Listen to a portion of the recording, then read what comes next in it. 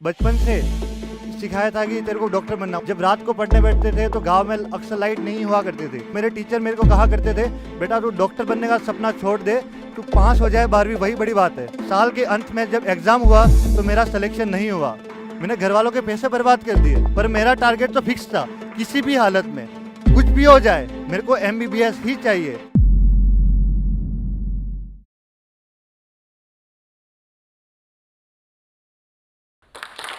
Thank you so much, thank you. नमस्कार दोस्तों, मेरा नाम डॉक्टर हेमेंद्र पाटीदार है और मैंने AIPMT 2015 में all India rank 569, Rajasthan rank 52, JIPMER, BHU, AIIMS सभी MBBS एंट्रेंस एग्जाम क्लियर किए हैं। मेरी कहानी की शुरुआत होती है राजस्थान के सबसे पिछड़े इलाके डूंगरपुर के एक छोटे से गांव से। जिस गांव में ना ढंग से बिजली आती है न सड़क है, उस गांव से मेरी शुरुआत होती है। मेरे पापा एक आयुर्वेदिक कंपाउंडर हैं एक छोटे से हॉस्पिटल में।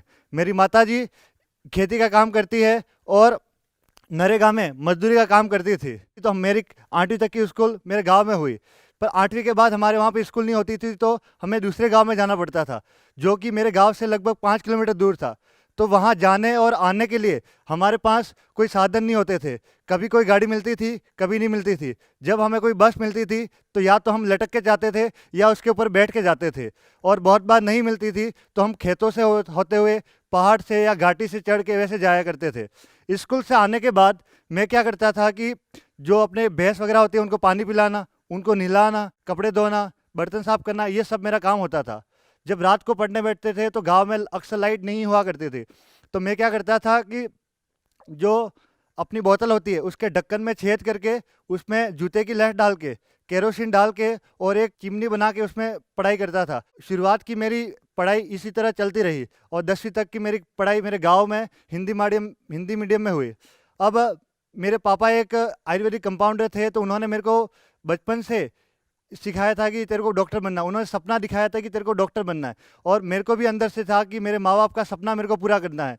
इसलिए मैं गांव से दूर शहर आ गया। मैंने अभी तक जो पढ़ाई की थी वो गवर्नमेंट स्कूल में की थी, पर मैंने ये सपना देखा था कि डॉक्टर बनूंगा, इसलिए मैंने प्राइवेट स्कूल में एडमिशन लिया। पर जो प्राइवेट स्कूल थी वो इंग्लिश मीडियम की स्कूल थी और मेरे को इंग्लिश इतनी आती नहीं थी, पर फिर भी मैंने हिम्मत की, कोई बात नहीं, डॉक्टर बनना है तो इंग्लिश मीडियम में भी कॉप अप कर लूँगा। पहला 1 महीना मेरे को कुछ समझ में नहीं आया। मेरे को इंग्लिश पढ़ने तक भी नहीं आती थी, 11th क्लास में भी बिल्कुल भी पढ़ने नहीं आती थी। टीचर बोलते थे ये क्वेश्चन है बेटा लिख लो, मैं समझ में नहीं आता ये क्या कह रहे हैं। मैंने तो आज तक आयत वर्ग यही पढ़ा था, ये क्या बोल रहे कुछ पता नहीं चल रहा था। जब पहली बार पहला एग्जाम हुआ मेरे इंग्लिश मीडियम में तो मेरे 90 में से 9 नंबर आए। जो बच्चा अपनी 10वीं क्लास तक क्लास में टॉप करता था वो पीछे से टॉप करने लगा था। मेरे को कुछ समझ में नहीं आ रहा था क्या हो रहा है मेरे साथ। मैंने घर वालों को बताने की कोशिश भी की, पर किस मुंह से बताऊं। वो मेरे लिए इतना पैसा इकट्ठा कर रहे हैं, मेहनत कर रहे हैं, और मैं इनको ये बताऊं कि भाई मेरे को समझ में नहीं आ रहा, मैं आपका सपना पूरा नहीं कर सकता।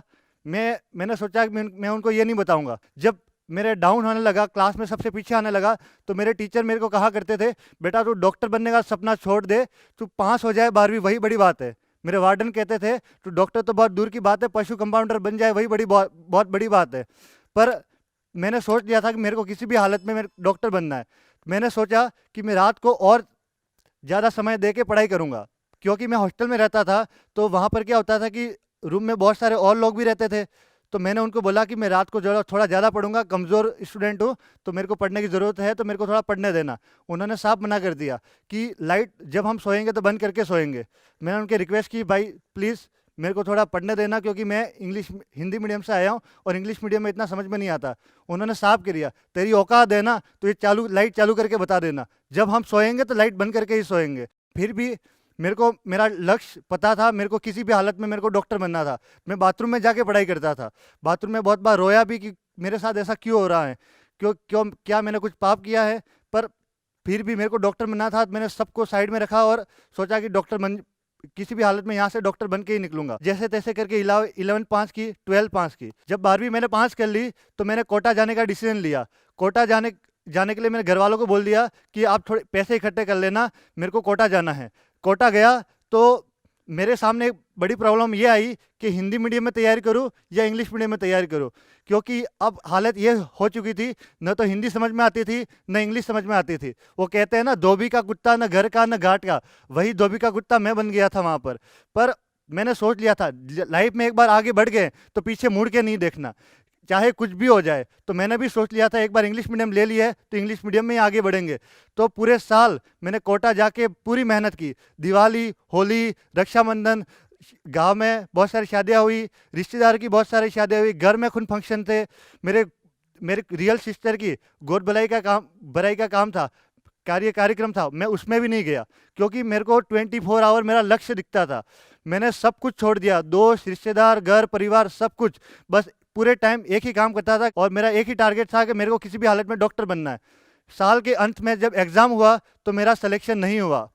घर वाले नाराज़ हो गए, उनको मतलब एक तरह से दुखी हो गए कि ये क्या हो गया, बच्चे ने पूरी मेहनत की है, पूरे साल पर घर नहीं आए, होली दिवाली कुछ भी नहीं बनाई इसने, फिर भी सिलेक्शन नहीं हुआ। फिर मैंने उनको समझाया, कोई बात नहीं, सिलेक्शन नहीं हुआ पर मैं अगली बार फिर सिलेक्शन ले लूँगा, एक बार मेरे को वापस कोटा भेज दो। घर वाले मान गए और मेरे को वापस कोटा भेज दिया। इस साल फिर मैंने पूरी मेहनत की। रास्ते में आते जाते भी साथ में डायरी रखता था कि आते जाते भी एक दो क्वेश्चन पढ़ लूँ, कुछ एग्जाम्पल याद कर लूँ, जैसे कि वही इस बार वही वापस, होली दिवाली कुछ नहीं, दुनिया से कनेक्शन नहीं। इस बार मेरा सिलेक्शन हो गया, मैं खुश, घर वाले खुश, सब आपस में ऐसा लग रहा है पूरी लाइफ सेट है। घर से कोटा से पूरा सामान लेके घर पे आ गया। जब काउंसलिंग हुई तो मैंने काउंसलिंग का अप्लाई कर दिया और ये लगभग तय हो चुका था कि मेरे को one of the best medical college मिल जाएगी। तो जैसे ही काउंसलिंग का रिजल्ट आने वाला था, उससे पहले ये न्यूज़ आती है कि आपका जो मेडिकल एंट्रेंस एग्ज़ाम हुआ था वो कैंसिल हो जाता है। एक शौक सा लगा, ये क्या हो गया। जिस एग्ज़ाम के लिए, जिस मेडिकल सीट के लिए मैंने इतनी प्रिपरेशन की थी, घर परिवार दोस्त सब कुछ छोड़ दिया, दिवाली होली बनाना छोड़ दिया, रक्षाबंधन बनाना छोड़ दिया, वो एग्ज़ाम कैंसिल हो गया। एग्ज़ाम कैंसिल होने का मतलब ये था कि मेरी 2 साल की पूरी मेहनत बर्बाद होगी। मैंने घर वालों के पैसे बर्बाद कर दिए। मेरे को अपने आप में एक पता नहीं अंदर से क्या हो रहा था, गिल्टी फील हो रही थी, ये क्या हो रहा है। पर एक दूसरा मेरा मन का कोना कह रहा था इसमें तेरी क्या गलती, एग्ज़ाम कैंसिल होगी। 1 महीने बाद वापस एग्ज़ाम हुआ तो मेरा सिलेक्शन नहीं हुआ।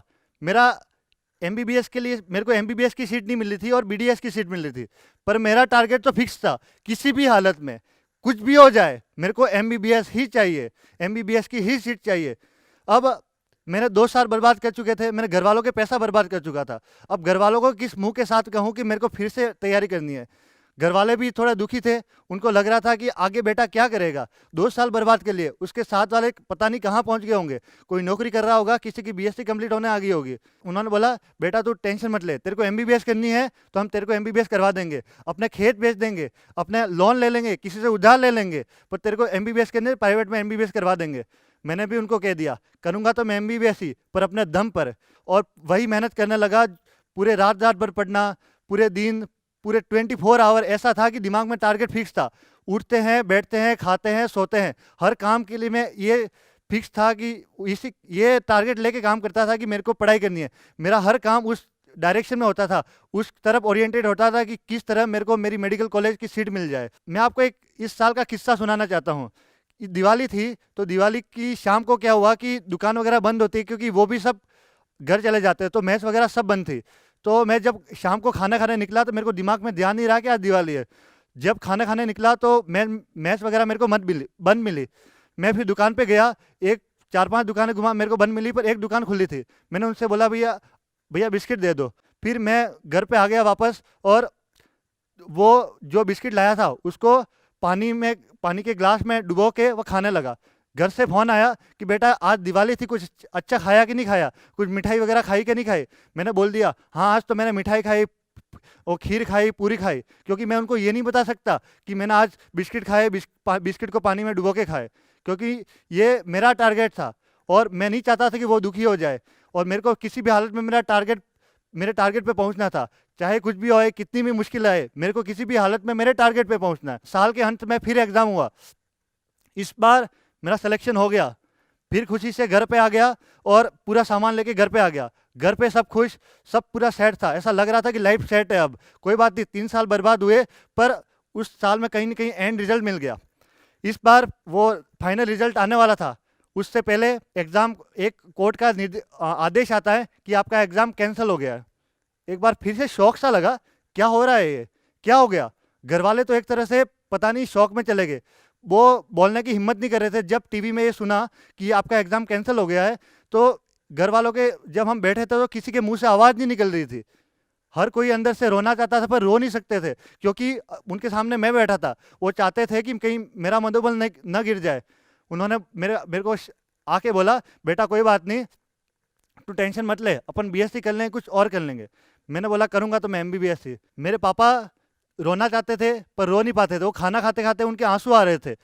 उन्होंने मेरी तरफ पीठ कर ली कि मेरे को ना दिखे, पर मेरे को सब ये पता था। मैंने उनको एक बात बोल दी कि क्या हार में क्या जीत में, किंचित नहीं भयभीत में, संघर्ष पथ पर जो मिला ये भी सही वो भी सही। ये कह के मैं उसी दिन घर से वापस निकल गया कोटा की ओर।